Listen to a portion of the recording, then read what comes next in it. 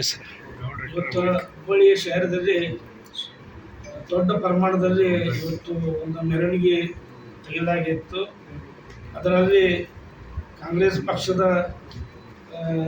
ಮುಖಂಡರು, ಕಾರ್ಯಕರ್ತರು ಜೊತೆಗೆ ಪ್ರಸಾದಬ್ಬಯ್ಯ ಅವರ ಅಭಿಮಾನಿಗಳು ಸಾವಿರಾರು ಜನ ಇವತ್ತು ಮೆರವಣಿಗೆಯಲ್ಲಿ ಪಾಲ್ಗೊಂಡಿದ್ದರು. ಉದ್ದೇಶ ಏನಂದರೆ, ಈಗಾಗಲೇ ಶ್ರೀಮಾನ್ ಪ್ರಸಾದಬ್ಬಯ್ಯ ಅವರು 3 ಸರಿ ಗೆದ್ದು ಬಂದಿದ್ದಾರೆ ಮತ್ತು ಯಾವಾಗ ನಾವು ದೇಶದಲ್ಲಿ ಸ್ವತಂತ್ರ ಸಿಕ್ಕೈತಿ ಅವತ್ತಿಂದ ಹಿಡಿದು ಇವತ್ತುವರೆಗೆ 3 ಬಾರಿ ಅವರು ಆಸೆ ಬಂದಿಲ್ಲ. ಒಮ್ಮೆ BJP ಗೆದ್ರು, ಒಮ್ಮೆ ಕಾಂಗ್ರೆಸ್ ಗೆದ್ರು, ಒಮ್ಮೆ BJP. ಸತತ 3 ಸರಿ ಗೆದ್ದು ಬಂದಂಥ MLA ಅಂದರೆ ಅದು ಪ್ರಸಾದಬ್ಬಯ್ಯ ಅವರು. ಈಗ ಭಾಳಷ್ಟು ಜನರದ ಒಂದು ಬೇಡಿಕೆ ಏನಿದೆ ಅಂದರೆ, 2 ಸರಿ ಅವರು ಗೆದ್ದು ಬಂದ್ರೂ ನಾವು ಸಚಿವರ ಸ್ಥಾನ ಕೇಳಕ್ಕೆ ಹೋಗಿಲ್ಲ. ಈಗ 3ನೇ ಸರಿ ಅವರು ಗೆದ್ದು ಬಂದಿದ್ದಾರೆ.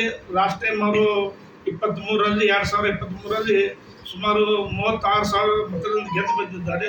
ಅಷ್ಟೇ ಅಲ್ಲ, MP ಎಲೆಕ್ಷನ್ ಆದಾಗೂ ಸಹ ಹೆಚ್ಚಿನ ಈ ಜಿಲ್ಲೆಯಲ್ಲಿ ಲೀಡ್ ತಂದು ಕೊಟ್ಟಿದ್ದಾರೆ ಅವರು. ಈಗ ಅಂಥವ್ರಿಗೆ ಅವ್ರಿಗೆ ಸಚಿವ ಸ್ಥಾನ ಬೇಕಾಗಿಲ್ಲ, ಸಚಿವ ಸ್ಥಾನ ನಮ್ಗೆ ಬೇಕಾಗಿದೆ. ಇಲ್ಲಿರುವಂಥ ಜಿಲ್ಲೆಯಲ್ಲಿ ಎಲ್ಲ ಸಾರ್ವಜನಿಕರಿಗೆ ಬೇಕಾಗಿದೆ.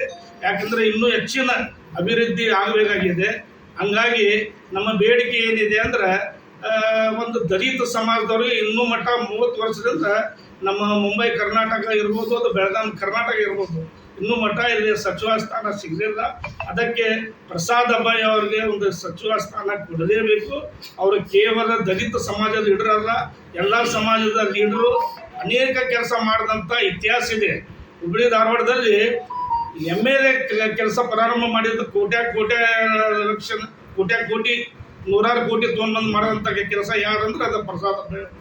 ಹಂಗಾಗಿ ಅವರನ್ನು ಸಚಿವ ಸ್ಥಾನ ಕೊಡಲೇಬೇಕು. ಮತ್ತು ಇದಕ್ಕಿಂತ ಮೊದಲೇ ನಮ್ಮ ಧಾರವಾಡದಲ್ಲಿ ವಿನಯ್ ಕುಲಕರ್ಣಿ ಅವ್ರಿಗಾಗಲಿ, ಶ್ರೀಮಾನ್ ಮೌರ್ಯ ಸಾಹೇಬ್ರಿಗಾಗಲಿ, ನಮ್ಮ EM ಆಗಲಿ, ಶ್ರೀಮಾನ್ ಹೊನ್ನಳ್ಳಿ ಸಾಹೇಬ್ರಿಗಾಗಲಿ ಸ್ಥಾನ ಕೊಟ್ಟಿದ್ದಿದೆ. ಹುಬ್ಬಳ್ಳಿ ಧಾರವಾಡದಲ್ಲಿ ಕೊಟ್ಟಿದ್ದೈತೆ. ಇನ್ನೂ ಮಟ್ಟ ಹುಬ್ಬಳ್ಳಿ ಧಾರವಾಡಕ್ಕೆ ಕೊಟ್ಟಿಲ್ಲ. ಹುಬ್ಬಳ್ಳಿ ಧಾರವಾಡಕ್ಕೆ ಪ್ರಸಾದಬ್ಬಯ್ಯ ಅವರಿಗೆ ಕೊಡಲೇಬೇಕು ಅಂತೇಳಿ ನಮ್ದೆಲ್ಲ ಡಿಮಾಂಡ್ ಇದೆ. ಕೊಡಲಿಲ್ಲ ಅಂದರೆ ಅಭಿವೃದ್ಧಿ ಕೆಲಸ ನಿಂತು ಹೋಗ್ತೈತಿ. ಅಭಿವೃದ್ಧಿ ಕೆಲಸ ಆಗಬೇಕಾದ್ರೆ ಪ್ರಸಾದಬ್ಬಯ್ಯ ಅವ್ರಿಗೆ ಕೊಡಬೇಕಂತೇಳಿ ನಮ್ಮ ಕಳ್ಕಳಿ.